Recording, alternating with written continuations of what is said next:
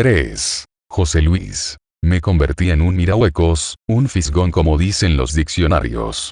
Salté en una oportunidad la rústica cerca que separaba nuestra casa de la pequeña construcción convertida en iglesia, y asomado por una persiana entrecerrada pude ver a Rebeca y a la madre conversando sentadas en uno de los bancos de la primera fila. Se había atrevido a decirle que estaba enamorada de un muchacho, la oí claramente y sentí rabia, celos, desilusión. Ojalá pudiera averiguar de quién se trataba. De conocerlo, le esperaría a la salida de la iglesia y como los cristianos no pueden fajarse a los piñazos porque según le oía decir a Ezequiel en sus discursos mientras leía porciones de la Biblia Dios es amor, le entraría golpes en tanto le gritaba, esto es para que no mires jamás en tu vida a Rebeca. De pronto, madre e hija quedaron observándose una a la otra, Esther con la sonrisa alegre, Rebeca muy seria. Según supuse, intrigada. ¿Qué me miras? Que estás lindísima. ¿No te diste cuenta que anoche Armandito durante el culto solo tenía ojos para ti? Ah, mami, déjate de boberías. A mí Armandito no me interesa. Te dije que estaba enamorada pero es de otro muchacho. Ten cuidado de quién te enamoras, recuerda las enseñanzas de la Biblia, tiene que ser de un hermano en la fe, no puede ser de un inconverso. Como Rebeca no le respondiera, Esther volvió a aguijonearla. No olvides que Armandito es un joven fiel a Dios y acaba de graduarse como médico. Ahora el odio mío se concentró contra Armandito, pero en el acto no supe contra quién descargar la rabia, porque Rebeca le respondió después de pensar breves instantes. No empieces otra vez. Te dije que no es de Armandito de quien estoy enamorada. Me lo preguntaste y te lo confesé, ahora no quieras obligarme a decirte de quién se trata. La madre se mantuvo en silencio aunque inquieta, y al fin le preguntó. ¿Tienes algún examen mañana? De literatura española, dijo Rebeca. Papá está en la oficina. Está reunido con la directiva de la iglesia. Entonces me quedo estudiando aquí en el templo. Me fui sigiloso de mi escondite cuando vi levantarse a Esther. Podía sorprenderme en aquella especie de espionaje, por lo que salí cuidando mis pasos, sin pisar las hojas secas del frondoso árbol de tamarindo que aunque sembrado en terrenos de nuestra casa, varias ramas sombreaban el patio de la iglesia. Cuando salté la cerca, mamá quedó sorprendida. ¿Qué hacías en el patio de esa gentuza? Me preguntó de la peor manera. No supe qué responderle de momento. Ella, comprender mi indecisión, me aconsejó aunque con menos dureza.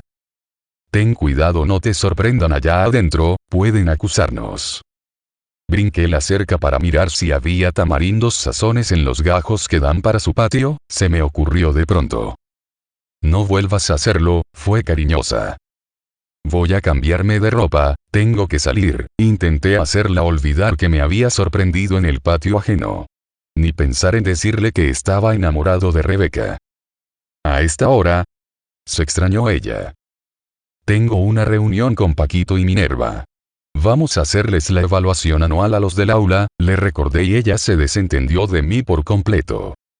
En realidad faltaba una hora o más para la reunión entre Paquito, Minerva y yo, por lo que pronto me vi vagando por la ciudad sin rumbo fijo, pensando en nada, creyendo que la vida terminaba porque Rebeca estaba enamorada de otro, diciéndome como un estúpido que ya el amor no es un sentimiento en estos días en que todos se olvidan de los demás, cuando el egoísmo los invade y solo piensan en sí mismos, en mirar la vida como pasa y la muerte como llega. Son esos mis pensamientos al pasar cerca de la funeraria y ver gran cantidad de personas en los velorios, mientras cruzo la calle tratando de que los vehículos no me alcancen. Decidí llegar. Adentro, miré los ataúdes. Saludé a algunos conocidos que se encontraban en la sala común y continué hasta el fondo, hasta la cafetería, donde pedí un café y compré una caja de cigarrillos con un dinero que había tomado del lugar donde papá lo guardaba. Allí estuve hasta que faltando pocos minutos para la reunión, me dirigí a la escuela. La reunión. Sentir la indignación por la actitud de Minerva, tan mandona, queriendo gobernarnos a Paquito y a mí por ser la presidenta de la comisión de alumnos, mientras él y yo unos simples vocales. No hubo grandes dificultades para ponernos de acuerdo en la propuesta de evaluación que le entregaríamos a la profesora guía en el caso de los demás, menos cuando al final llegamos al nombre de Rebeca. A mí me resultaba incómodo escuchar las palabras de Minerva, sentada en una silla frente a nosotros dos como la jefa, defendiendo apasionada o más que eso, acalorada, sus criterios. Algunas veces levantaba una pierna sin advertirlo y tanto yo como Paquito flaqueábamos en la defensa de nuestras opiniones. Sus muslos eran portentosos y el tanga que traía dejaba ver unos vellos rebeldes porque en aquella época las chicas no se depilaban. Rebeca es una fanática religiosa, dijo Minerva. Me opuse. Entregándole el cigarrillo a medio fumar a Paquito, me puse de pie y hablé en un tono evidentemente incómodo. Rebeca, además de hermosa, es muy buena como estudiante, dije. Una beata, una monjita, una prostituta disfrazada de religiosa, sonrió Minerva burlona. Decidí defenderla de nuevo y ellos dos callaron, a sabiendas de que estaba enamorado de Rebeca. No te permito que la ofendas, exigí. A las personas se les debe juzgar por las acciones, no por lo que piensen. Si tienen creencias, deben respetárseles. Si no van contra la política de nuestro país, me interrumpió molesta Minerva. Paquito optó por morderse los labios. No le convenía enemistarse con ella. No solo por las relaciones íntimas que mantenían, sino sobre todo porque los profesores respetaban sus criterios y sus padres ocupaban importantes cargos dentro del Partido Comunista en nuestra ciudad. Mi amigo miró somnoliento hacia los costados, el techo y el suelo, y de vez en cuando trazaba figuras imaginarias en un papel. Entretanto, yo exponía mis opiniones indignado. Debían aprovecharse de los demás sus lados positivos, y nunca pensar en los aspectos que los alejaban de nosotros, de nuestra ideología, del partido gobernante. Como militantes de la Juventud Comunista, enfaticé, estamos obligados a acercarnos a los religiosos, atraerlos, convencerlos de que como dicen los manuales de marxismo, la religión es el opio de los pueblos. A los religiosos no puede permitírseles abrir la boca, se opuso Minerva, mirándome con desprecio. La discusión fue subiendo de tono. En los alrededores, el atardecer comenzaba a ganar terreno. Enciende el bombillo, le ordenó Minerva a Paquito y él, obediente, se alejó hasta el interruptor de la luz. Yo hervía de indignación por dentro. Odiaba a Minerva porque pretendía gobernarnos a todos. Los grillos cantaban su melodía monótona. Melancólica, una rana croaba a lo lejos. También los gallos demostraban su euforía por la lluvia reciente. Al final, luego de mucho discutir e incluso de ofendernos Minerva y yo, llegamos a un acuerdo. A la semana siguiente, los de nuestra aula andábamos alegres y lo demostrábamos de manera exagerada. Se acercaba el ansiado final del curso y con él las esperanzas de obtener una beca favorable en la enseñanza preuniversitaria. La mayoría aspiraba a quedarse en un centro de estudios de la ciudad. Muy pocos optaban por convertirse en veterinarios o agrónomos, porque implicaba irse a estudiar lejos, en una zona del campo. Hablábamos a gritos. Caminábamos de un lado a otro del aula inquietos. Nos alegrábamos de que la profesora guía no acabara de aparecer. Reíamos alborotadores y jaraneos. Gritábamos palabras obscenas delante de las hembras que reían gozosas, menos Rebeca. Sé que ella sufría internamente. Al verla apartada en un asiento del fondo, imaginé cuánto le dolería que una voz fingida la llamara monjita una y otra vez. Quizás hubiese preferido quedarse encerrada en su cuarto, llorando por lo que nunca tendría, la libertad que sí teníamos nosotros de hablar lo que nos viniera en ganas, contar cuentos de relajo y jactarnos de que ya conocíamos el sexo. Me atreví a acercarme a ella. Nunca lo había hecho en el aula. Allá en el fondo, solitaria, quedó sorprendida cuando me senté en la silla que se encontraba al lado de la suya. Hablamos en voz baja. Traté de ahogar la rabia por saber la enamorada quién sabe de qué estúpido de la iglesia, donde su padre decía discursos repitiendo una y otra vez que Jesucristo era el único Salvador. Te noto triste, le dije. Lo estoy, me respondió. ¿Por qué se acaba el curso y no volveremos a vernos? Quise saber, esperanzado de que su respuesta fuera afirmativa. Por desgracia, a ti te veré todos los días si no te vas becado, porque no pensamos mudarnos de al lado de ustedes, me respondió, y al yo mirarla no le vi la cara de inquina contra mí, aunque quizás era imaginación mía. Está bien, me odias tanto como yo a ti, mentí. Pero dime entonces por qué estás triste. No me entenderías, dijo. Los inconversos, y mucho menos los militantes de la juventud comunista como tú, no pueden entender a los cristianos, a los que nos llaman religiosos para ofendernos. Pensé con cuidado antes de responderle. No quería que me rechazara. Te prometo que voy a tratar de entenderte, dije, con la intención de tenderle una trampa. Estaba enamorada de otro. Tenía que ganarla para mí. Ahora me surgía la picazón machista que había aprendido de papá. Entonces óyeme hasta el final, y no me interrumpas, dijo en tono de súplica, y se lo prometí. Empezaba a comprender las lecturas de la Biblia que desde pequeña venía haciendo, dijo. También las palabras de su padre cada domingo en la congregación, así como las afirmaciones de algunos evangelistas que esporádicamente pasaban por la ciudad y predicaban en la iglesia que pastoreaba su padre. Cuán ancha era la puerta que conducía a la perdición, dijo que así decía la Biblia, y ella sentía en estos momentos que estaba amando al mundo, y el mundo le decían los cristianos a todo lo que se encontraba fuera del cristianismo. El mundo estaba tirando de ella. Deseaba ganar un lugar en el preuniversitario de la ciudad para no separarse de aquella vida que, aunque no podía disfrutarla por la oposición de sus padres, al menos contemplarla de cerca le daba ánimos para continuar viviendo. No es malo amar al mundo, traté de consolarla. Aunque no entiendo bien a qué tú llamas el mundo, me parece que no lo conoces. Te aseguro que es lo más sabroso que existe. Por cierto, tomar una cerveza, fumar un cigarrillo, besarse la novia y el novio, todo eso es el mundo para ti. Todo eso es el mundo, dijo tristona. Un mundo lleno de pecado. En ese instante llegó la profesora guía, interrumpiendo una conversación entre Rebeca y yo que mucho prometía. Por vez primera, nos dirigíamos la palabra en tono confidencial, e imaginé que ya éramos novios. La profesora guía venía cargada de papeles, esgrimiendo justificaciones personales. El niño enfermo. La cola para comprar lo que llamaban el picadillo de soya por la cuota. Las tareas de la escuela que la dejaban sin tiempo para nada. Nos miró a todos, bullangueros y alegres, y contagiada de nuestra vitalidad juvenil acabó por perder el mal humor. Vamos a empezar, ordenó.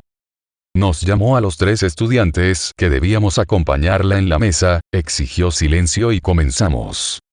Durante la lectura de la evaluación individual, tal parecía que todos los alumnos se comportaban con la mayor corrección. La profesora guía había modificado muchas de las evaluaciones que confeccionamos Paquito, Minerva y yo. Resultaba según ella que todos eran disciplinados, estudiosos, cumplían los deberes escolares y las obligaciones de la organización estudiantil. La profesora mencionaba el nombre, explicando brevemente las características del alumno según su valoración personal y a continuación, Minerva ofrecía los datos correspondientes a las discusiones del consejo de estudiantes, aunque sin atreverse a contradecir a la profesora guía. Desde luego, nosotros 3 en ningún momento habíamos escrito en nuestras evaluaciones los defectos personales de cada uno de nuestros compañeros.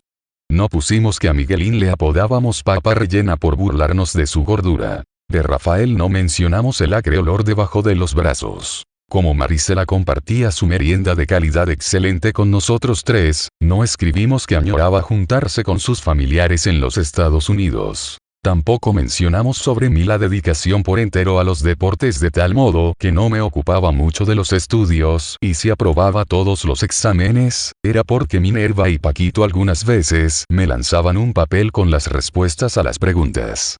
Pero sí habíamos expuesto de los demás algunos defectos como estudiantes que la profesora guía tachó, y ahora según ella todos los alumnos éramos jóvenes perfectos.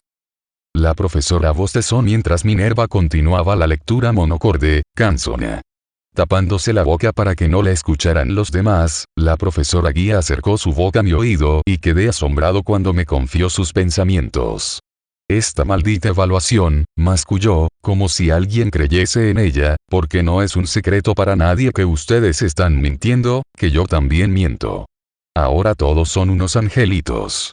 No tiran tizas contra la pizarra. Nunca han escapado de las clases para irse hasta el bodegón a beber cerveza. Visten el uniforme de manera impecable. Los varones se pelan correctamente y las hembras no arman escándalos por asuntos de novios. Estoy asqueada de cargar tantos papeles en mi carpeta llenos de mentiras. Y lo que es peor, por tantas horas que le dedico a la burocracia de la escuela, mi marido me dejó por otra más joven. La última de la lista es Rebeca. Su apellido la lleva hasta aquel lugar desfavorable.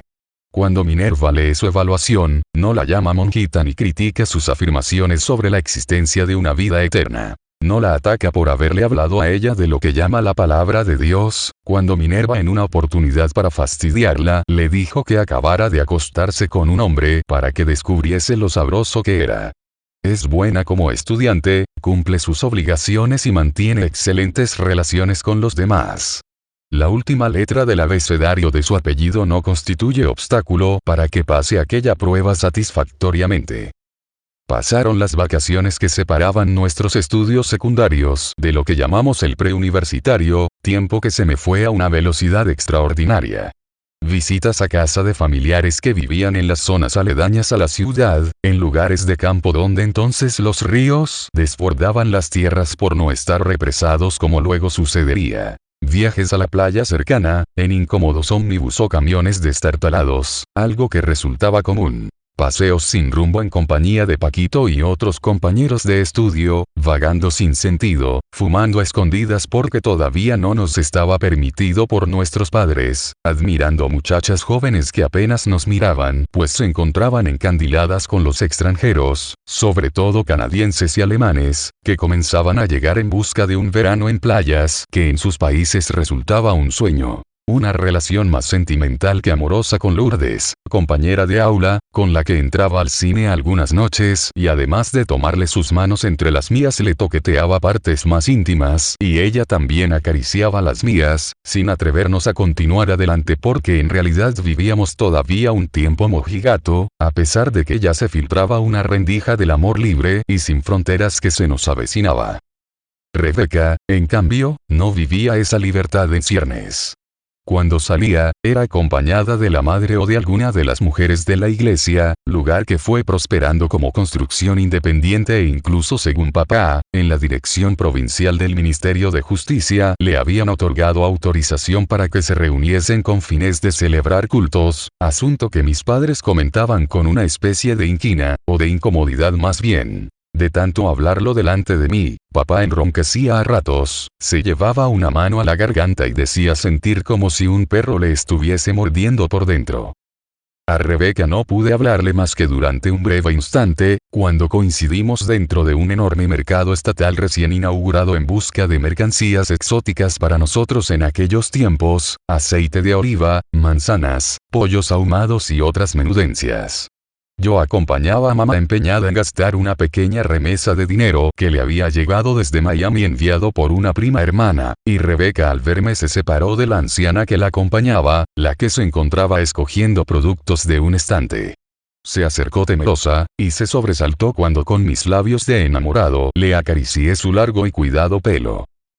No hemos podido seguir aquella conversación que empezamos hace días en el aula.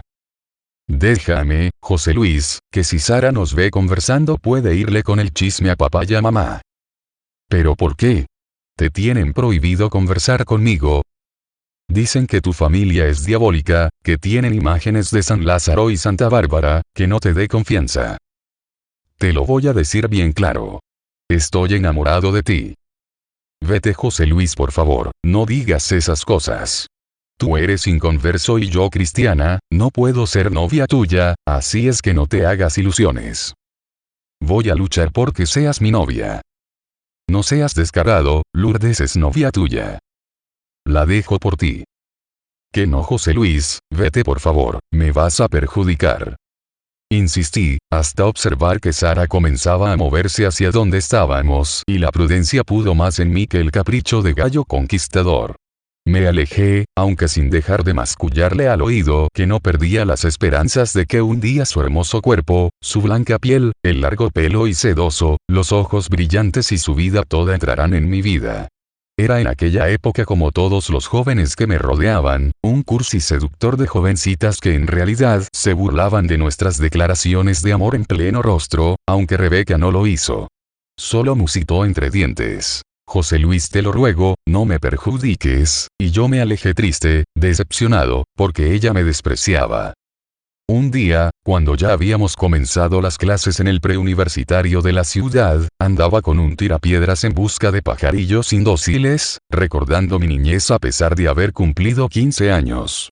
Mientras caminaba por un extenso solar de nadie, según decían algunos vecinos, sembrado de cocoteros, mangos, anoncillos y otros frutales, vi una pequeña hendidura en la pared trasera de la iglesia y se me ocurrió que desde ahí podría observar cuanto sucedía en su interior. Andaba solo. El lugar también era solitario, apartado de otras casas vecinas como no fuesen la nuestra y la construcción de la iglesia que ahora habían ampliado. Papá en el trabajo, mamá de visita en alguna casa vecina, aprovechando para comentar cualquiera de los chismes frecuentes del barrio, me conferían una libertad sin límites. Olvidando el tirapiedras, puse un ojo en el pequeño agujero y cerré el otro, extasiándome con lo que sucedía en la zona delantera de la iglesia, cerca de ese lugar elevado donde descansaban varios instrumentos musicales modernos ahora en silencio, durante algunas noches y domingos en las mañanas en cambio atronadores de una música que acompañaba al coro que una y otra vez, en forma machacona, aseguraba algo sobre el poder de Jesucristo, la salvación personal o el pecado. Fui testigo del momento en que Ezequiel y Rebeca empezaron una conversación dolorosa para mí, al comprender que seguía enamorada de alguien. Él, muy serio como siempre, respirando autoridad por todo el cuerpo. Ella, aunque vestida de manera sencilla, más hermosa que nunca. Al oírlos hablar recordé que al día siguiente nos aplicarían un trabajo de control parcial de matemáticas.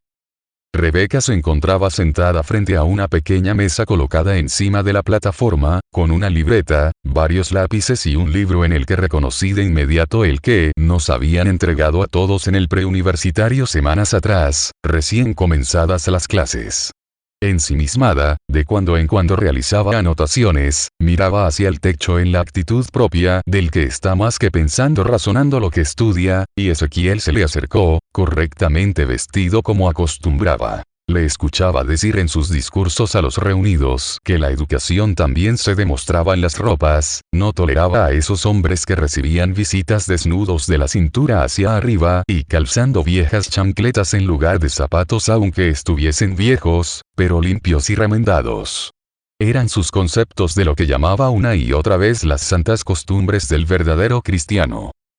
Rebeca, llamó su atención amoroso colocándole una mano en el hombro: necesito interrumpirte unos minutos porque siento en mi corazón que necesitas un consejo mío. Sobresaltada, dejó caer el lápiz y se le quedó mirando a los ojos. Al fin logró reaccionar luego de una espera que a mí me parecía jamás terminaría. Anoche Esther y yo estuvimos conversando sobre ti hasta muy tarde, fue directo Ezequiel. ¿Qué hablaron? Me pareció que su voz era temblorosa. De todo. Sobre tu nacimiento, tu futuro, las esperanzas que hemos puesto en ti, la necesidad que tienes de acercarte más a Dios. Yo hubiera deseado que le respondiese: Dios no me interesa, estoy enamorada de José Luis. No lo entiendo, papá, dijo en tono de respeto desmedido. Canto en el coro, participo en los estudios bíblicos suyos, no falto a ningún culto, leo la Biblia todos los días, predico la palabra de Dios cada vez que el medio de inconversos donde me desenvuelvo me lo permite. Haces lo justo, no lo suficiente. No basta con aparentar, necesitas vivir metida dentro de la palabra de Dios. Ahora solo tienes 15 años, edad realmente poco apropiada para pensar en el amor. Y resulta que anoche me enteré con Esther que desde que estudiabas en la secundaria estás enamorada. Rebeca mantuvo el silencio. Me dio tristeza verla poner cara de indefensa, de sometida al padre como yo no me sometía a los míos. Pensé en una clase de historia de la antigüedad, cuando la profesora nos habló del sistema social esclavista. El padre continuó lo que me pareció a mí un ataque despiadado, como si tuviese un látigo en las manos.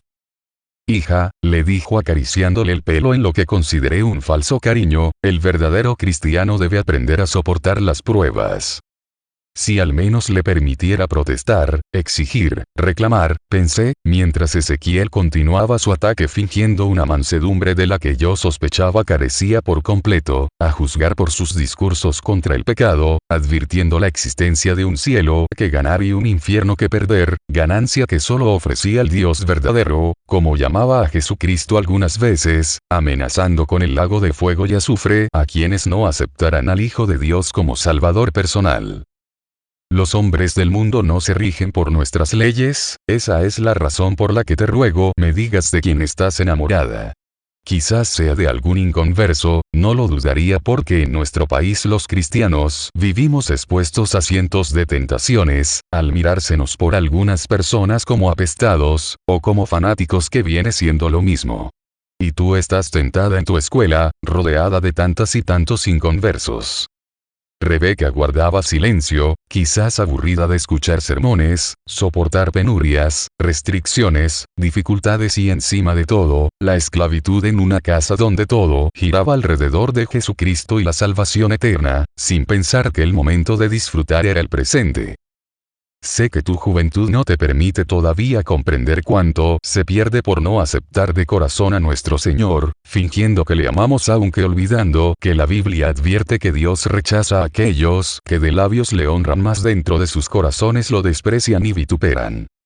La supuse cansada de tales argumentos esgrimidos por Ezequiel a toda hora del día, a Esther siempre aconsejándola, deseando lo que siempre llaman los padres lo mejor para uno.